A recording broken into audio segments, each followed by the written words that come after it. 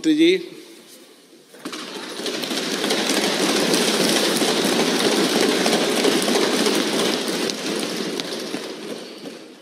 కేంద్ర ఆర్థిక మంత్రి నిర్మలా సీతారామన్ 2024-25 ఆర్థిక సంవత్సరానికి తాత్కాలిక బడ్జెట్ ను ప్రవేశపెట్టారు. సాధారణ ఎన్నికలకు ముందు ఓట్ ఆన్ అకౌంట్ బడ్జెట్ ని ఆమె లోక్సభలో ప్రవేశపెట్టారు. ఈ బడ్జెట్ కేవలం 3 నెలల సమయానికి మాత్రమే. సాధారణ ఎన్నికలు ముగిశాక అప్పుడు వచ్చే కొత్త ప్రభుత్వం 2024-25కు సంబంధించి పూర్తిస్థాయి బడ్జెట్ ను ప్రవేశపెడుతుంది.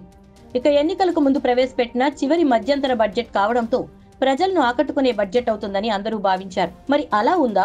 నిర్మలా సీతారామన్ బడ్జెట్ లో ఎవరికి మేలు కలిగింది అనేది చూసినట్లయితే కనుక ఎన్నికల నేపథ్యంలో ఆదాయ పన్ను వర్గాలకు ఊరట కల్పించేలా ఆర్థిక మంత్రి నిర్ణయం తీసుకుంటారని భావించిన వారికి నిరాశ ఎదురైంది. గతేడాది ప్రతిపాదించిన కొత్త పన్ను విధానాన్నే ఇప్పుడు కొనసాగించారు. 7 లక్షల వరకు ఎలాంటి పన్ను భారం లేకుండా రిబేట్ ఉంటుందని తెలిపారు. ఇది ప్రజల బడ్జెట్ అని, గత 10 ఏళ్లలో ఆర్థిక వ్యవస్థ అద్భుత ప్రగతిని సాధిస్తోందని చెప్పుకొచ్చారు.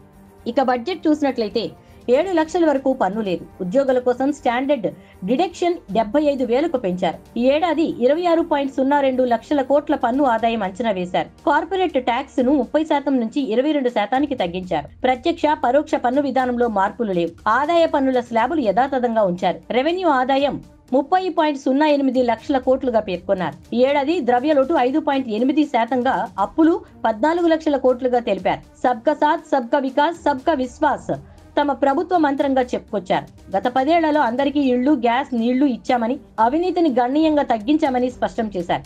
ద్రవ్యోల్బణాన్ని అరికట్టడంలో విజయం సాధించామని తెలిపారు.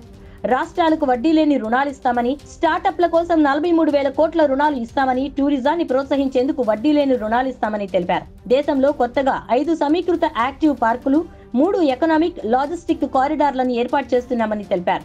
3 మేజర్ రైల్వే కారిడార్ల నిర్మాణం జరుగుతోందని, కొత్త రోడ్, రైలు కారిడార్లను అందుబాటులోకి తెస్తున్నామని తెలిపారు. పీఎం గతి శక్తి ద్వారా మల్టీ మోడల్ కనెక్టివిటీ అభివృద్ధి, మత్స్య రంగంలో 55 లక్షల ఉద్యోగాలు కల్పించామని తెలిపారు. అలాగే 517 ప్రాంతాలకు కొత్తగా విమాన సర్వీసులు, వ్యవసాయ రంగం అభివృద్ధికి ప్రభుత్వ, ప్రైవేట్ రంగానికి ప్రోత్సాహం కల్పిస్తాం. పోస్ట్ హార్వెస్టింగ్ నష్టాలను తగ్గించడం, గోడౌన్లు, శీతలీకరణ గిడ్డంగుల ఏర్పాటు తదితర రంగాల్లో ఈ భాగస్వామ్యం ఉంటుంది. వేర్వేరు పంటలకు నానో డిఏపి వాడకాన్ని దేశంలోని అన్ని వ్యవసాయ ప్రాంతాలకు విస్తరిస్తాం. నూనె గింజల ఉత్పత్తిలో ఆత్మ నిర్భరతకు ప్రయత్నాలను ముమ్మరం చేస్తాం. మత్స్య సంపదను పెంచేందుకు ప్రత్యేక మంత్రిత్వ శాఖను ఏర్పాటు చేయడం ద్వారా ఎన్నో ప్రయోజనాలు కలిగాయని తెలిపారు. సముద్ర ఉత్పత్తుల ఎగుమతులు 2013 నాటితో పోలిస్తే రెట్టింపు అయ్యాయి. ఇన్లాండ్ ఆక్వా కల్చర్ ఉత్పత్తులు కూడా భారీగా పెరిగాయి. ప్రధానమంత్రి మత్స్య సంపద యోజనను ఆక్వాకల్చర్ ఉత్పాదకతకు ప్రస్తుతం ఉన్న హెక్టార్కు 3 టన్నుల నుంచి 5 టన్నులకు పెంచేందుకు ఉపయోగించుకుంటాం. సమీకృత ఆక్వా పార్కులు దేశవ్యాప్తంగా 5 ఏర్పాటు చేస్తాం. మాతా శిశు సంక్షేమానికి సంబంధించి ప్రస్తుతం అమలులో ఉన్న వేర్వేరు కార్యక్రమాలను ఒక ఛత్రం కిందకు తీసుకొచ్చేందుకు ప్రయత్నం చేస్తున్నామని, టీకా కీరణను మరింత మెరుగుపరిచేందుకు కొత్త న్యూ విన్ కార్యక్రమం ద్వారా ప్రయత్నిస్తాం. 2047 నాటికి వికసిత్ భారత్ ను సాధిస్తాం. సామాజిక న్యాయం మా పరిపాలనా విధానంలో ఒక భాగం. చాలా మందికి సామాజిక న్యాయం అనేది ఒక రాజకీయ నినాదం మాత్రమే. గత 10 ఏళ్లలో 25 కోట్ల మందిని పేదరికం నుంచి బయటపడేలా చర్యలు తీసుకున్నాం. ప్రధానమంత్రి కిసాన్ సంపద యోజన 38 లక్షల మంది రైతులకు లబ్ధి చేకూర్చింది. 10 లక్షల ఉద్యోగాలు కల్పించింది. 34 లక్షల కోట్ల డీబీటీ ద్వారా ప్రజలకు అందించాం. రైతు బీమా ద్వారా 11.8 కోట్ల మందిని ఆదుకున్నాం. స్కిల్ డెవలప్మెంట్ ద్వారా 1.4 కోట్ల మంది యువతకు శిక్షణ. దేశంలో అవినీతి, కుటుంబ పాలనను అంతం చేశామని నిర్మలా సీతారామన్ తెలిపారు. జై విజ్ఞాన్, జై కిసాన్, జై అనుంధాన్ అన్నది ఈ ప్రభుత్వ ప్రధాన లక్ష్యమని, కొత్త పరిజ్ఞానం, మార్కెట్ వ్యవస్థ అనుసంధానంతో సాగు రంగాలకు కొత్త ఆదాయ మార్గాలు వస్తాయని తెలిపారు.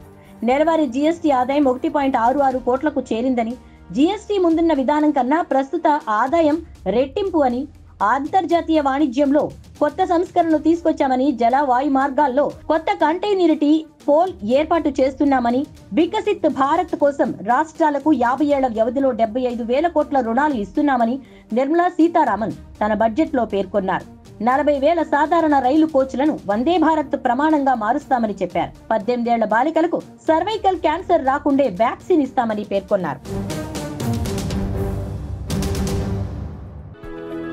For more interesting updates, do like, share and subscribe to Volga News.